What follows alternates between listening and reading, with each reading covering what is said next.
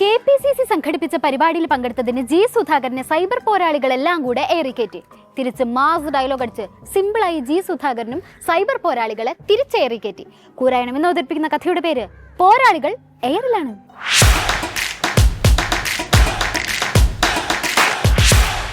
കഴിഞ്ഞ ദിവസം കോൺഗ്രസിന്റെ പരിപാടിയിൽ പങ്കെടുത്ത് പുറത്തേക്കിറങ്ങിയത് ജി സുധാകരൻ സഖാവിന് ഓർമ്മയുള്ളൂ. പിന്നെ മൊത്തൊരു പുകയായിരുന്നു. അല്ല, ഈ പരിപാടിയിൽ പങ്കെടുത്തതിന് സോഷ്യൽ മീഡിയയിൽ അറഞ്ചം പുറഞ്ചം മൂപ്പർക്കെതിരെ വിമർശനം ഉന്നയിക്കായിരുന്നില്ലേ സൈബർ പോരാളികള്? എന്റെ പ്രസംഗം ഫുള്ളായിട്ട് കേട്ടവരുണ്ട്. അത് യൂട്യൂബിലൊക്കെ വന്നെന്നാ പറയും. എത്ര പേരാ കേട്ടിട്ട് എന്നെ അഭിനന്ദിക്കാത്ത ഒരാൾ പോലും ഇല്ല. 1000 അവാർഡുകളെക്കാളും ഞാൻ വിലമതിക്കുന്നത് നിങ്ങളുടെ ഈ സ്നേഹത്തെയാണ്. നിങ്ങളാണ് എന്നെ വളർത്തിയത്. പഴയ SFI പ്രവർത്തി ഇതുപോലെ വേണം പ്രസംഗിക്കാൻ. ഇവിടെ മാർക്സിസ്റ്റ് പൊളിറ്റിക്സ് കോൺഗ്രസ്സുകാർക്ക് പോലും മനസ്സിലാവാത്ത ഭാഷയാണ് സംസാരിച്ചത്. കോൺഗ്രസ് പരിപാടിയിലെ പ്രസംഗം കേട്ടിട്ട് ഹാരം, ജണ്ട്, പൂമാല കേട്ട അഭിനന്ദന പ്രവാഹമായിരുന്നില്ലേ? എവിടെ അഭിനന്ദനം? എവിടെ നോക്കട്ടെ. വാവ്, നൈസ്. ജി സുധാകരനിലെ കമ്മ്യൂണിസ്റ്റ് സഖാക്കളുടെ മനസ്സിൽ അകാല ചരമം പ്രാപിച്ചു എന്നാണ് ഈ സൈബർ പോരാളികളുടെ പ്രധാനപ്പെട്ട റിയാക്ഷൻ. ഇതാണോ സുധാകരൻ സഖാവ് നേരത്തെ പറഞ്ഞ അഭിനന്ദന പ്രവാഹം? കേരളത്തിൽ ഇങ്ങനെ സർവ്വസാധാരണമായി നടക്കുന്നതല്ലേ? പിന്നെന്താ എന്റെ കാര്യം മാത്രം പറഞ്ഞു? സൈബർ അറ്റാക്ക് നടത്തുന്ന ഒരു സുധാകരൻ സഖാവിന്റെ സഹോദരനെ കുറിച്ചൊക്കെ പറയുന്നുണ്ട്. അതായത് ജി സുധാകരൻ ഒരു കമ്മ്യൂണിസ്റ്റ് ഇപ്പൊ ഇല്ല എന്നാണ് സൈബർ പോരാളികൾ പറയുന്നത്. സൈബർ അപ്പൂപ്പന്റെ ഗ്രൂപ്പ് പോയി പറയാൻ പറഞ്ഞു. അവന്റെയൊക്കെ അപ്പൂപ്പന്റെ അമ്മയ്യപ്പന്റെ ഗ്രൂപ്പ് സൈബർ, അങ്ങനെ ഗ്രൂപ്പ് പാർട്ടിക്കില്ല. സൈബർ പോരാളികളുടെ സൈബർ അറ്റാക്കിന്റെ അതേ സ്റ്റാൻഡേർഡിൽ തന്നെ സുധാകരൻ സഖാവ് തിരിച്ചു മറുപടി പറഞ്ഞിരിക്കുന്നു. പോരാളികൾക്കൊക്കെ സന്തോഷമായില്ലേ? അത് പോട്ടെ, ഞാനത് കണ്ടിട്ടേ ഇല്ല. കാരണം എന്റെ മൊബൈലിൽ ഈ സാധനമില്ല. പൊളിറ്റിക്കൽ ഫാദർലെസ്നെസ് എന്നാണ് പറയുന്നത്.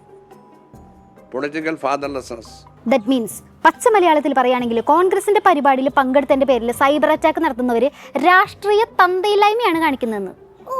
ഇനി അതിന്റെ അപ്പുറത്തേക്ക് പറയല്ലേട്ടോ സഖാവേ. അല്ലെ ഇനി എന്തെങ്കിലും പറയുകയാണെങ്കിൽ ഞങ്ങൾക്ക് പീ സൗണ്ട് ഇട്ടിട്ട് കേൾപ്പിക്കേണ്ടി വരില്ലേ? അതുകൊണ്ട് പറഞ്ഞതാ. ഇതൊക്കെ ഈ അമ്പലപ്പുഴയും ചുറ്റുപാടുള്ള ഒരു 10-15 പേര് ചെയ്താന്നൊക്കെ എനിക്കറിയാം. അത് പോട്ടെ, ഇവിടെ യാതൊരു പ്രശ്നമില്ല. അതിനൊക്കെ നല്ല മറുപടി ആൾ കൊടുത്തോണ്ടിരിക്കുക. നമ്മൾ പോലും അറിയാത്തവരെ മറുപടി കൊടുക്കുന്നത്. അങ്ങനെ പണ്ടത്തെ SFI കാലഘട്ടത്തിന്റെ ചൂടും ചൂരും ആവാഹിച്ച് അവതാരപ്പിറവിയുടെ മുഴുവൻ രൗദ്രഭാവങ്ങളും ഉൾക്കൊണ്ട് സുധാകരൻ സഖാവ് ഇടതുപക്ഷ സൈബർ പോരാളികളെ നിഷ്കരുണം നിഷ്പ്രഭമാക്കിയിരിക്കുന്നു. പൊതുയോഗം വെച്ച് ധൈര്യം ഉണ്ടേ പറ, പിന്നെ പറയാലോ. ഇവിടെ നിന്നിട്ട് ഇതൊക്കെ പറയാൻ പറ. ഇനി നമുക്ക് കോൺഗ്രസ് നേതാക്കളിലേക്ക് വരാം. അല്ല, ഈ പരിപാടിയിലേക്ക് സുധാകരൻ സഖാവിനെ ക്ഷണിച്ച ആ ഇൻട്രസ്റ്റും ആ സന്തോഷമൊന്നും പരിപാടി കഴിഞ്ഞപ്പോ കോൺഗ്രസ് നേതാക്കളുടെ മുഖത്ത് കാണാനുണ്ടായിരുന്നില്ലല്ലോ.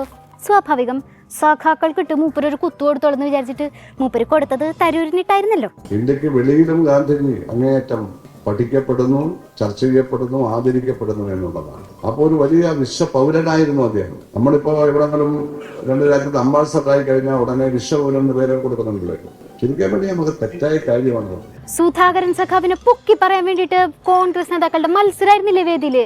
പക്ഷെ ദിമ്മാതിരി വർത്തനം കേട്ടപ്പം ഓട്ടോർക്ക് വേണ്ടിയിരുന്നില്ല. വെറുതെ വേണ്ടാത്ത പണിക്ക് നിന്നുള്ള പോലെ നേതാക്കളുടെ ആറ്റിറ്റ്യൂഡ്. അല്ല, അത് അദ്ദേഹത്തിന്റെ അഭിപ്രായം. ഞങ്ങൾ അതിനോട് യോജിക്കുന്നില്ല. ശശി തരൂരിനെ സംബന്ധിച്ചിടത്തോളം അത് കോൺഗ്രസിന്റെ നേതാവാണ്. അദ്ദേഹത്തിൻ്റെതായ കഴിവുകൾ പലയിടത്തും പ്രകടിപ്പിച്ചിട്ടുള്ള ആളാണ്. ഞങ്ങൾക്ക് ആ കാര്യത്തിൽ ജി സുധാകരന്റെ അഭിപ്രായത്തോട് യോജിപ്പുമില്ല. അദ്ദേഹത്തെ ഇന്ത്യയിലെ ജനങ്ങളും കേരളത്തിലെ ജനങ്ങളും അംഗീകരിച്ചിട്ടുള്ള ഒരു ഡിപ്ലോമാറ്റുമാണ്, നേതാവുമാണ്. ജി സുധാകരൻ പൊള്ളിയാണ്, മാസാണ്, ഞങ്ങളുടെ കണ്ണിലുണ്ണിയാണ്, കോൺഗ്രസിന് ഇതുവരെ ഒരു വാക്കുകൊണ്ട് പോലും വിമർശിക്കേണ്ടി വന്നിട്ടില്ല എന്നൊക്കെ പറഞ്ഞിട്ട് എന്ത് പറ്റിയപ്പോ തരൂരിനെ പറ്റി പറഞ്ഞതിന് ശേഷം മുഖാകെ മാറിയല്ലോ. കോൺഗ്രസ് നേതാക്കളുടെ മുഖമൊക്കെ ഇഞ്ചി കടിച്ച പോലെ ആയല്ലോ. എന്തേ? ഞാനെന്തോ വിശ്വപൗരനെ ഞാൻ ശശി തരൂരിന്റെ പേര് പോലും പറഞ്ഞില്ല. അവിടുന്ന് തരൂരിനെ അറഞ്ചം പൊറഞ്ചം വിമർശിച്ചിട്ട് ഒന്നും അറിയാത്ത പോലെ കൊച്ചു കള്ളൻ. ശ്രീനാരായണ ഗുരുവാണ്, മഹാത്മാഗാന്ധിയാണ്, നെഹ്റുവാണ്, ടാഗോറാണ്, ഇതൊക്കെ ഞാൻ പറഞ്ഞത്. ഈവൻ EMS പോലും വിശ്വപൗരനാണ്. അതുപോലെയുള്ള കോൺട്രിബ്യൂഷൻ നടത്തുന്നത്, അല്ലാതെ ഏതെങ്കിലും UN ഉദ്യോഗസ്ഥന്മാരായിരുന്നവരെ പറ്റിയല്ല. എന്തേ ഞാൻ പറഞ്ഞുള്ളൂ. ബ്രില്യന്റ് കാര്യം സുധാകരൻ സഖാവ് പറയണത് ശരിയാണ് കേട്ടാ. ശശി തരൂരിന്റെ ഷാ പോലും മൂപ്പര് പറഞ്ഞിട്ടുണ്ടായിരുന്നില്ല കേട്ടാ. അപ്പൊ ശശി തരൂരിനെ പറ്റിയാണ് പറഞ്ഞത്. നമ്മൾ എന്ത് രമേശ് ചെന്നിത്തലയുടെ പ്രസ്താവന. അപ്പോഴാണ് ആളുകൾ അറിയുന്നത് ആരെ പറ്റിയാണെന്ന്. അതിന് നന്ദി പറയേണ്ടത് ആരോടാ? രമേശ് ചെന്നിത്തല. ഞാൻ അയാളുടെ പേര് പോലും പറഞ്ഞിട്ടില്ല. ശശി തരൂരിന്റെ പേര് പറഞ്ഞത് ചെന്നിത്തലയാണ്. ആർക്കെങ്കിലും എന്തെങ്കിലും കുറ്റം ചുമത്താനുണ്ടെങ്കിൽ അത് ചെന്നിത്തലയുടെ തലയിൽ ചുമത്തി കൊടുക്കുമെന്നാണ് സുധാകരൻ സഖാവ് പറഞ്ഞതിന്റെ അർത്ഥം. അതായത് സുധാകരൻ സഖാവ് പാർട്ടിയോട് അടഞ്ഞു നിൽക്കാണ്. പരിപാടിക്ക് വിളിച്ചിട്ടുണ്ടെങ്കിൽ പാർട്ടിക്കെതിരെ മൂപ്പർ എന്തെങ്കിലും പറയും. ചിലപ്പോ പാർട്ടി തന്നെ വിട്ടുപോകുന്നേക്കുന്നൊക്കെ സ്വപ്നം കണ്ടവരെന്തേ? എല്ലാവർക്കും വയറ് നിറച്ച് കിട്ടിയില്ലേ? അവനവൻ കുരുക്കുന്ന കുരുക്കഴിച്ചെടുക്കുമ്പം കൊല്ലുമാ. അഭിപ്രായങ്ങൾ പറയുക എന്നുള്ളതാണ് കമ്മ്യൂണിസ്റ്റുകാരുടെ ഏറ്റവും വലിയ ജീവശ്വാസം എന്ന് പറയുന്നത്. കമ്മ്യൂണിസ്റ്റ് മാനിഫെസ്റ്റോയിൽ പറഞ്ഞിട്ടുണ്ട് കാർൽ മാർക്സ്. അത് വായിച്ചു നോക്കണം. ആദ്യം ഒരു ചെറിയ കോപ്പി, ആകെ 2 രൂപ വിലയാണ്, 5 രൂപ വിലയുള്ളൂ. അത് പറഞ്ഞിട്ടുണ്ട്. സ്വാഭിപ്രായങ്ങൾ പരസ്യമായി പറയുന്നവരാണ് കമ്മ്യൂണിസ്റ്റുകാർ. കമ്മ്യൂണിസ്റ്റ് എന്നൊരു 100 തവണ ഇവിടെയും ആ കോൺഗ്രസ് പരിപാടിയിലും ജി സുധാകരൻ സഖാവ് ആവർത്തിച്ചിട്ടുണ്ട്. അതോടെ കോൺഗ്രസ് നേതാക്കളുടെ വയർ നിറഞ്ഞു. ഒരു ദയാദാക്ഷിണ്യം ഇല്ലാണ്ട് സൈബർ അറ്റാക്ക് നടത്തിയവർക്കും വയർ നിറച്ച് ജി സുധാകരൻ സഖാവ് കൊടുത്തിട്ടുണ്ട്. ഞാൻ ആർക്കാണാവും മൂപ്പര് അടുത്തതായിട്ട് വയർ നിറച്ച് കൊടുക്കാൻ പോണത്? അല്ല, നിലവിലെ സാഹചര്യം അനുസരിച്ച് കക്ഷി രാഷ്ട്രീയ ഭേദം കുറേ പേര് മൂപ്പരുടെ ലിസ്റ്റിലുണ്ടാവുമല്ലോ. എന്താവും നമുക്ക് കാത്തിരുന്ന് കാണാം.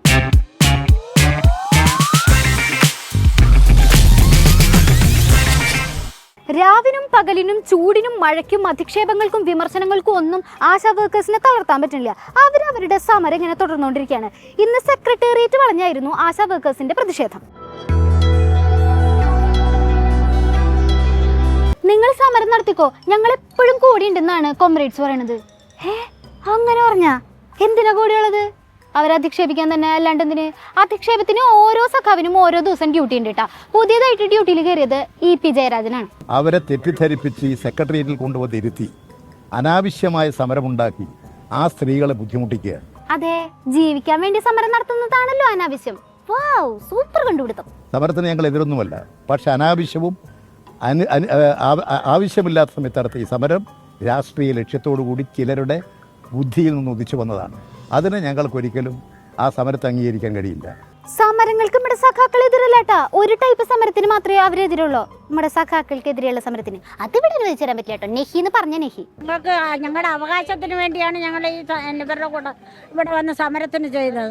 അത് പറഞ്ഞ വ്യക്തിക്ക് ദുഷ്ടശക്തി എന്താണെന്ന് അവർക്ക് അറിയത്തില്ലല്ലോ. അവർ ഞങ്ങളെ ഇങ്ങനെ ആശമാരെ ഇങ്ങനെ ഇട്ട് പന്ത് തട്ടുമ്പോൾ അവർക്ക് തട്ടാമല്ലോ. അത് നിങ്ങൾക്കൊക്കെ അതിൻ്റെ പിന്നിലുള്ളത് നോക്കിയാൽ മനസ്സിലാവും. അത് ഞാൻ പറയേണ്ട കാര്യമില്ല. ഹൈ, എന്നാ അങ്ങോട്ട് തുറന്നു പറയുന്നേ ആശാവർക്കർമാരുടെ സമരത്തിന്റെ പിന്നിൽ ആരാണെന്ന് നമ്മളും കൂടെ അറിയട്ടെ. നിങ്ങൾ സഖാക്കൾ മാത്രം അത് മനസ്സിൽ വെച്ചോണ്ടിരുന്നിട്ടുണ്ടെങ്കിൽ എങ്ങനെ ശരിയാവാ? ആ രഹസ്യം ഈ ഭൂമിയിൽ രണ്ടാമതൊരാൾ അറിയില്ല. അത് എന്നോടൊപ്പം മണ്ണിൽ അലിഞ്ഞില്ലാതാകും. സേവന സന്നദ്ധരായിട്ടുള്ളവരെ വഴിതെറ്റിപ്പിച്ച് ഈ സേവന രംഗത്ത് നിന്ന് അവരെ പിൻവലിപ്പിക്കാൻ ശ്രമിക്കുന്ന ഈ ചില ദുഷ്ടശക്തികളുടെ ദുഷ്ടലാക്കോട് കൂടിയിട്ടുള്ള ഒരു സമരമാണിത്. ഇതിപ്പോ ആശമാർക്ക് നീതി കിട്ടാൻ വേണ്ടിയിട്ടല്ല. ഏറ്റവും കൂടുതൽ ആശമാരെ അധിക്ഷേപിക്കുന്നത് ആരാണ്? ആ കാര്യത്തിലാണ് കോമ്രേഡ്സിന്റെ അകത്ത് മത്സരം നടക്കണം. അവർക്ക് ഇനിയും ഓണറേറിയം വർദ്ധിപ്പിക്കണം. അവരുടെ തൊഴിലിനെ സംബന്ധിച്ച് വ്യക്തത വരുത്തണം.